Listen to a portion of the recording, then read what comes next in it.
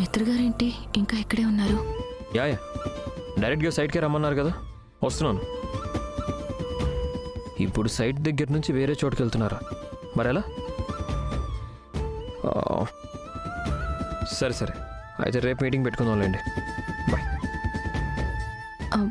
మీరు వెళ్ళలేదేంటి? Meeting cancel అయింది. సరే, ఆఫీస్కే కదా, వెళ్దాం పద. ఇదిగో ఇప్పుడు చెప్తున్నాను, దారిన పోయే దానయ్యే లిఫ్ట్ ఇస్తున్నారనుకుని ఎక్కుతున్నాను. అలాగే మహాతల్లి, ఎక్కువ ఆర్గ్యుమెంట్ పెట్టుకో, వెళ్దాం పద.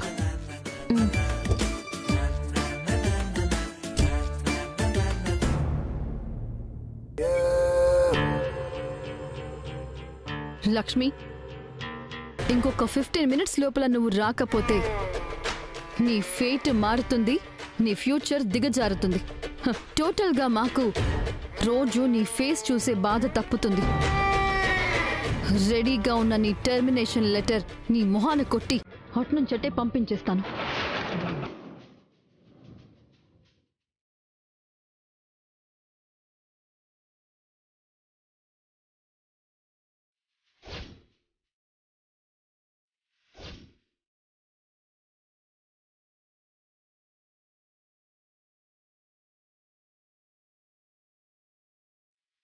ఏంటి మిత్రా, నువ్వు లక్ష్మి కలిసి వచ్చారేంటి?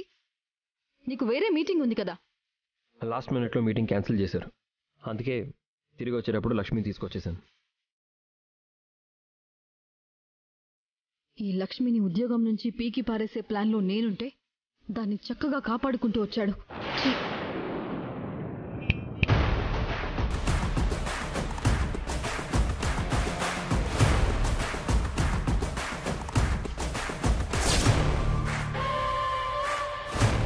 ఏంటి మనిషా, చాలా డిసప్పాయింట్ అయినట్టున్నా? అంతేలే, ఎక్కడికో గురిపెట్టిన బాణం తిరిగి తిరిగి వచ్చి నీ వీపులోనే గుచ్చుకుంటే ఆ నొప్పి ఎలా ఉంటుందో నేను ఊహించగలను. నన్నేదో చేద్దామనుకుని నువ్వు నాకు చేసిన మేలు గురించి కూడా చెప్పనా? ఏంటి, నేను నీకు మేలు చేశానా? అవును, చాలా రోజుల నుంచి మిత్రగారితో సరదాగా బయటికి వెళ్ళాలని, కార్లో షికార్కి వెళ్ళాలని, ఒక రెస్టారెంట్లో కూర్చొని ఆయనతో కలిసి ఐస్ క్రీమ్ తినాలని, ఇలా చాలా అనుకునేదాన్ని. అది ఈరోజు నీ వల్లే నెరవేరింది. నీ కారణంగా నా కల నిజమైంది. Thank you so much.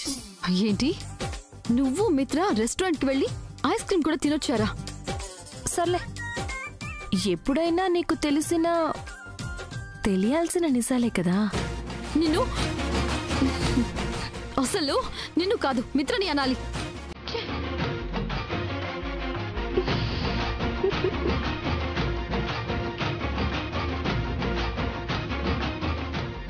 మిత్ర, వాట్ ఇస్ దిస్? ఇది ఫైల్, ఇది ల్యాప్టాప్. దేని గురించి అడుగుతున్నావు? 2 రకాలుగా ఉండే నీ స్వభావం గురించి. What do you mean? లక్ష్మిని దగ్గరుండి తీసుకువెళ్ళి తీసుకొచ్చిందే కాకుండా రెస్టారెంట్లకి తిప్పడం, ఐస్ క్రీమ్ తినిపించడం, ఇవన్నీ ఎందుకు చేసినట్టు?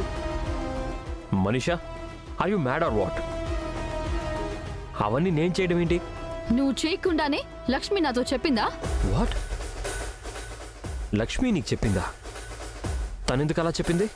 ఓహో, చెప్పొద్దని తనకి ముందే ఇన్స్ట్రక్షన్స్ ఇచ్చి మరీ తీసుకొచ్చావా?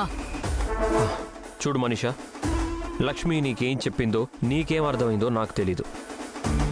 కానీ నువ్వు చెప్పిన వాటికి నాకు ఏ సంబంధం లేదు. ఆ మాట ఇక్కడ కాదు, లక్ష్మి చేత చెప్పించు. అంటే ఇప్పుడు నేనేం చేయలేదని నీకు రుజువులు ఇప్పించాలా? తన చేత చెప్పించి నన్ను నేను నిరూపించుకోవాలా? ఏమో మిత్ర, నువ్వు ఏమైనా అనుకో, నువ్వు చేసింది మాత్రం నాకు నచ్చలేదు. మనీషా, వెయిట్.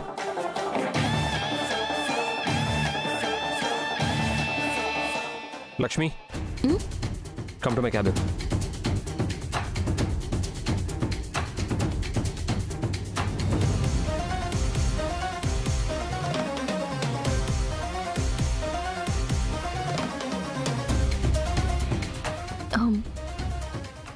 మిత్రగారు? ఏంటి, మనం రెస్టారెంట్కి వెళ్ళామని, కలిసి ఐస్ క్రీమ్ తిన్నామని మనీషాతో చెప్పావంట? సారీ మిత్రగారు.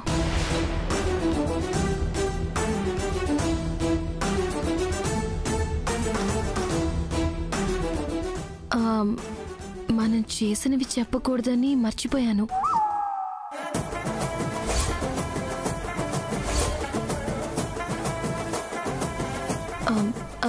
ఏదో ఫ్లోలో మనీషాకి చెప్పేశాను. I'm very sorry.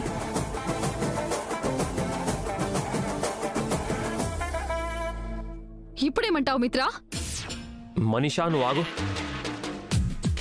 లక్ష్మి, అసలు ఇలా ఎందుకు చెప్తున్నావు? ఎలా చెప్పాలో నేను ప్రిపేర్ అవ్వలేదు మిత్రగారు. అయినా ఎంత చెప్పకూడదని దాచకుండా అలా బయట పెట్టేశాను. నిజంగా ఐఎమ్ వెరీ సారీ. బాగుంది మిత్రా, చాలా బాగుంది. నీకు నా మీద బోర్ కొడితే డైరెక్ట్ గా నాకు చెప్పుండాల్సింది.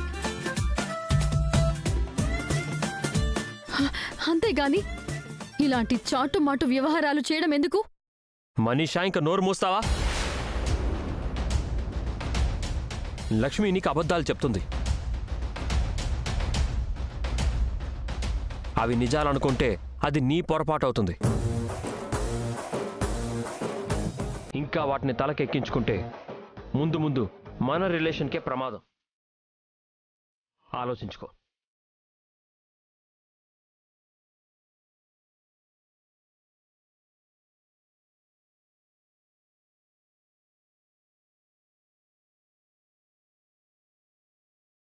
లక్ష్మి, నువ్వు నాతో ఆడుకుంటున్నావో లేక మిత్ర నాతో ఆడుకుంటున్నాడో నాకు అర్థం కావట్లేదు. నీ సంగతి తర్వాత చెప్తా. ఏమో, అవన్నీ నాకు తెలీదు మనీషా. ఈ రోజు మాత్రం నాకు భలే మజా వస్తుంది.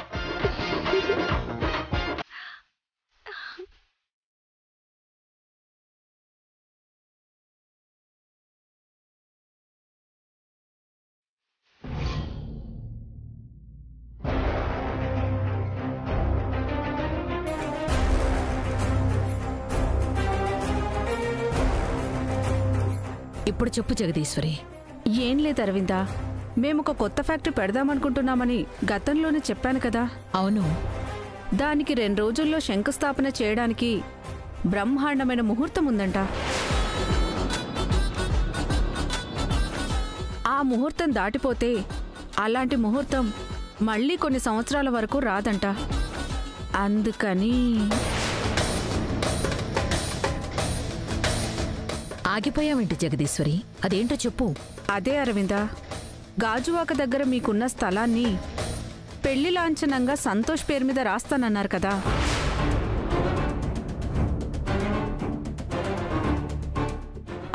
అదేదో ఇప్పుడే ఇచ్చేస్తే ఆ ఫ్యాక్టరీ శంకుస్థాపన పెట్టేసుకుందామని.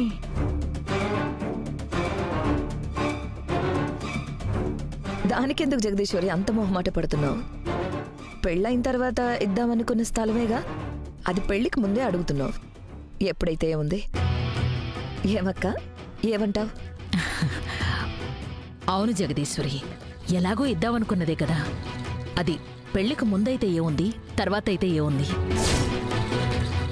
ఏం మిత్ర, నువ్వేమంటావు? అది సంజన కోసం ఇద్దామని అప్పుడే అనుకున్నావా ఆంటీ? సో ఎప్పుడైనా తనకి ఇవ్వాల్సిందేగా. అదీగాక ఇలాంటి ముహూర్తం మళ్ళీ మళ్ళీ రాదు అంటున్నారు. సో మీరన్నట్టే కానిచ్చేద్దాం.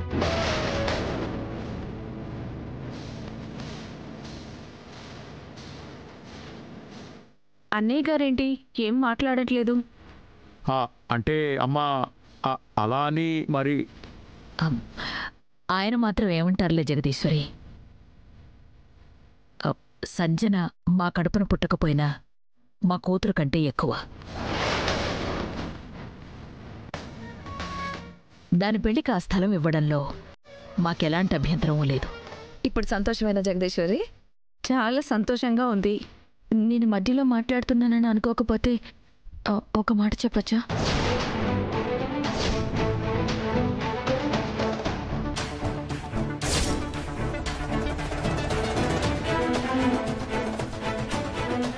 ఇచ్చిపుచ్చుకోవడాలు పెట్టుపోతలు ఎప్పుడైనా తాళి కట్టిన తర్వాతే బాగుంటాయి.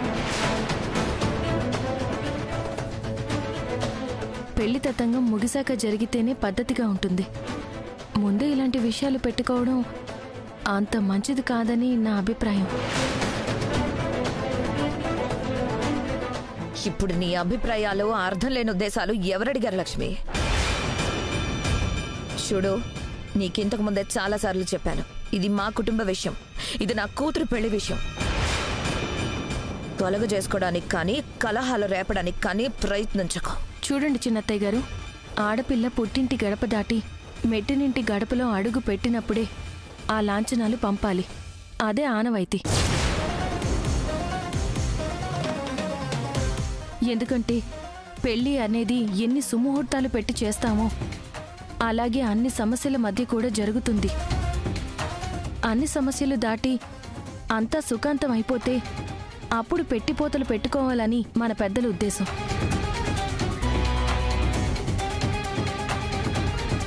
మీరు కూడా అదే అనుసరిస్తే బాగుంటుందనేది నా ఉద్దేశం. పెద్దల ఉద్దేశం, పైవాడి ఆదేశం అంటూ నోటికొచ్చింది వాగకు లక్ష్మి. చూసావాక సంజన పెళ్ళి ఆపడానికి లక్ష్మి మరొక ప్రయత్నం చేస్తుంది. నా కూతురు పెళ్లిని, దాని జీవితాన్ని చూసి ఎందుకు ఈ లక్ష్మి అస్సలు తట్టుకోలేకపోతుంది. అందుకే గడియకొక గొడవ పెడుతూ రోజుకొక రాద్ధాంతం చేస్తూ నాకు మనశ్శాంతి లేకుండా చేస్తుంది. అది కాదు చిన్నత్తయ్య గారు, నేను ఎందుకు చెప్తున్నానో అర్థం చేసుకోండి. ఏమర్థం చేసుకోవాలి లక్ష్మి?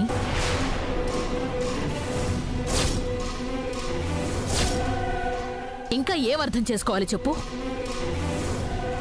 నిన్ను అర్థం చేసుకోవడం అయింది, నువ్వు చేసే రాద్ధాంతాల వెనుకున్న ఉద్దేశం కూడా అర్థమైంది. నువ్వు అనవసరంగా ఈ విషయాల్లో కలగజేసుకోకుండా ఉంటే అదే నీకు మాకు మంచిది. అది కాదత్తయ్య గారు, నేను చెప్పేది ఒకసారి లక్ష్మి ప్లీజ్, ఈ విషయంలో తలదూర్చొద్దని, అనవసరమైన తలపోట్లు మాకు పెంచొద్దని నీకిప్పటికే 10 సార్లు చెప్పాను. నువ్వు పదే పదే అదే పని చేస్తూ ఉంటే మా అందరికీ నీ మీద అపనమ్మకం పెరుగుతుంది.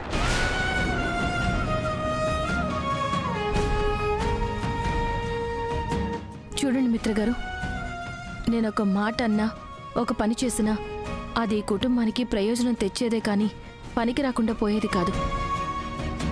దయచేసి నన్ను అర్థం చేసుకోండి. వద్దమ్మా మహాతల్లి, నిన్ను అర్థం చేసుకోవాల్సిన అవసరం మాకు లేదు. మాకు ప్రతి పనిలోనూ అడ్డుపడే పని నీకు లేదు. దయచేసి మా శుభకార్యాలకి నువ్వు ఎంత దూరంగా ఉంటే మాకంత మంచిది. అసలు నువ్వు నా మీద, నా కూతురు మీద ఎందుకు ఇంత పగపట్టావో నాకు ఇప్పటికీ అర్థం కావడం లేదు. ఏంటక్క ఇదంతా? దేవయాని, రేపో మాపో వెళ్ళిపోయే లక్ష్మి మాటలు పట్టించుకోవాల్సిన అవసరం ఈ ఇంట్లో ఎవ్వరికీ లేదు.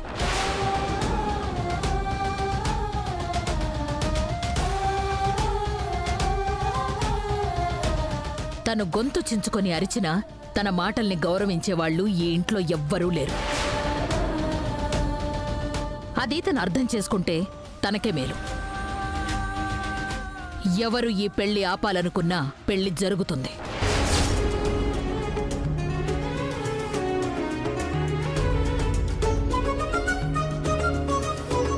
జగదీశ్వరి, రేపే గాజువాకలో ఉన్న ఆ స్థలం సంతోష్ పేరు మీదకు మార్చి ఏర్పాటు చేద్దాం. రేపే రిజిస్ట్రార్ని పిలిపిస్తాను, మీరు కూడా వచ్చేయండి. అలాగే అరవింద, తప్పకుండా. ఇక నేను వెళ్ళొస్తాను. అలాగే.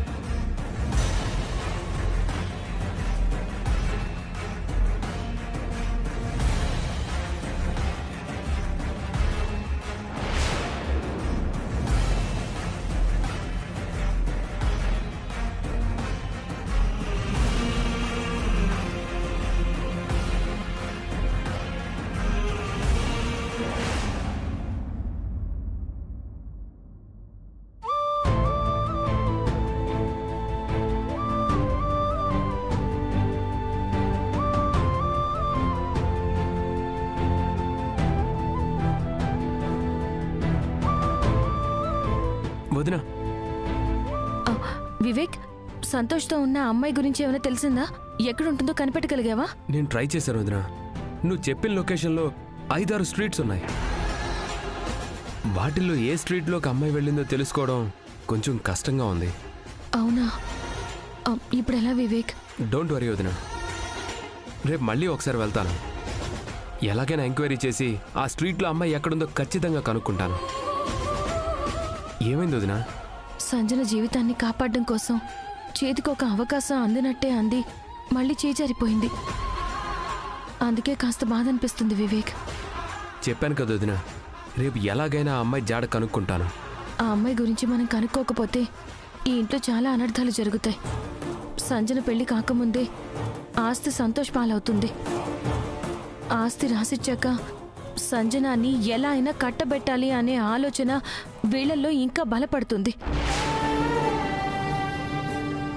అప్పుడు ఈ పెళ్లి చెడగొట్టడం మనకి చాలా కష్టం అవుతుంది. నువ్వు చెప్పేది కూడా నిజమే వదినా. ఇప్పుడు సంధ్య పెళ్లి ఆపడానికి మన దగ్గర ఎలాంటి ఆధారం కానీ అవకాశం కానీ లేదు. దొరికిన ఈ అవకాశాన్ని కూడా వదులుకుంటే సంజనని శాశ్వతంగా ఇంటికి కోడలుగా పంపించాల్సిందే.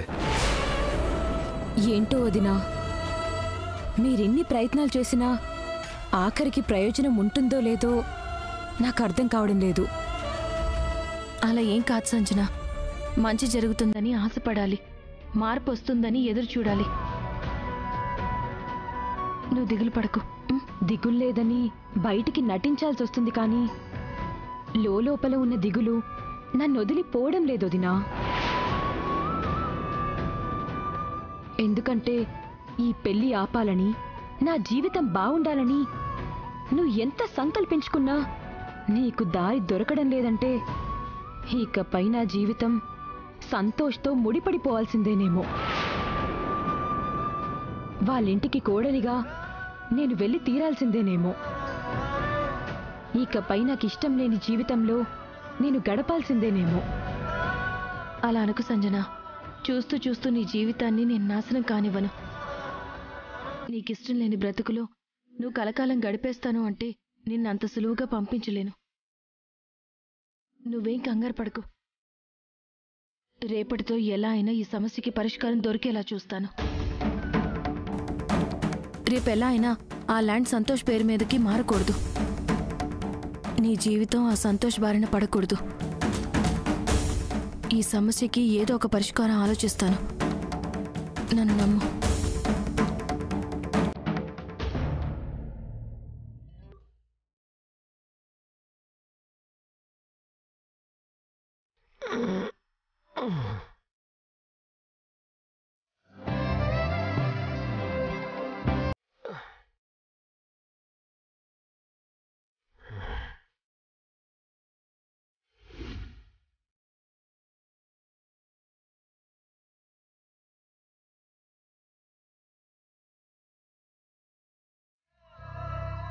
లక్ష్మి ఎక్కడికి వెళ్ళింది?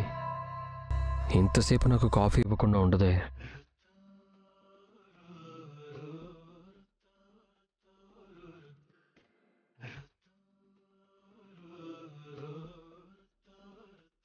మిత్ర, ఈరోజు ఆఫీస్లో ఒక ఇంపార్టెంట్ మీటింగ్ ఉంది. క్లయింట్స్ వస్తున్నారు.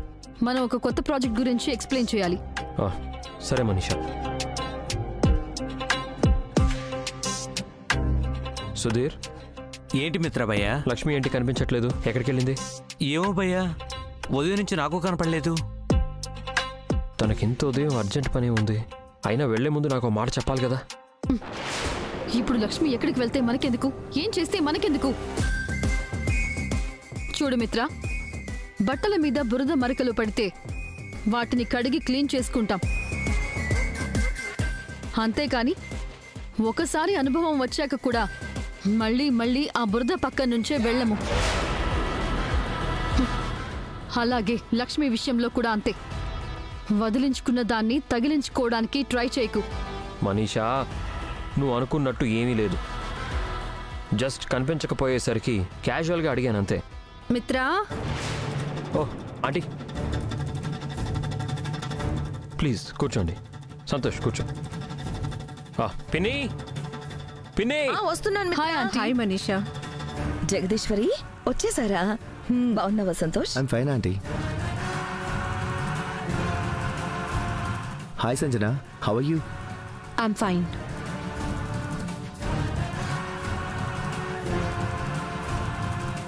సంజన, ఇక్కడ అందరూ ఉన్నారని తోకజాడిస్తున్నా. రేపు పెళ్ళయ్యాక నీకు దిక్కు మొక్కు అన్నీ నేనే అవుతాను. అప్పుడు జాడించి ఆ తోకని కట్ చేసి పడేస్తాను. ఏమనుకున్నావో ఏమో. జగదీశ్వరి, ఎలా ఉన్నావు? బాగున్నాను అరవింద. రిజిస్టర్ని ఇంటికే పిలిపిస్తానన్నారు. ఏ టైంకి వస్తానన్నారు? ఈ పాటికి వస్తూ ఉంటారు. మిత్ర, ఒకసారి కాల్ చేయి. ఓకే మా.